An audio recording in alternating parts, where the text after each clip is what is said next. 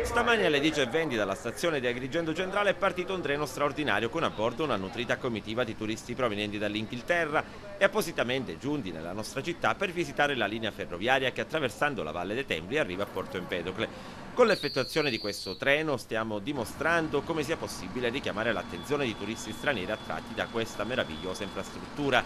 Si legge in una nota di Ferrovie Caos.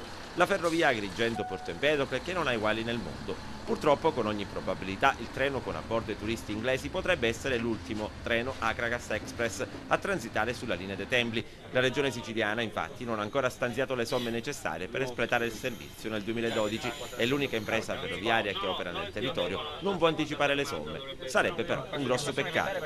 È una linea chiusa, so che se forse c'è un treno o due all'anno, non al giorno ma all'anno, per cui per un appassionato di ferrovie è una cosa interessante da fare. Ecco. Come questo primo viaggio, 35 persone. 35 persone, sì, ma io sono appassionato di treni e come appassionato di treni conosco analoghe associazioni che ci sono in Europa e questi qui sono inglesi, questi, per cui io ogni tanto vengono in Italia una settimana a girare una regione, io gli organizzo tutto il viaggio usando sempre dove è possibile il treno, dove è più possibile il treno e cercando anche di fare appunto linee particolari come questa dove uno non può andarsi a comprare un biglietto e farla perché il treno non circola, non c'è. Ecco. Adesso queste persone vedranno la Valle dei Templi. Sì, poi certo, poi una parte visiterà poi la Valle dei Templi, una parte continuerà col treno speciale fino a Canicattì perché c'è gente che è appassionata, vuole fare tutte le linee ferroviarie, per cui il gruppo poi si dividerà, ecco, al Tempio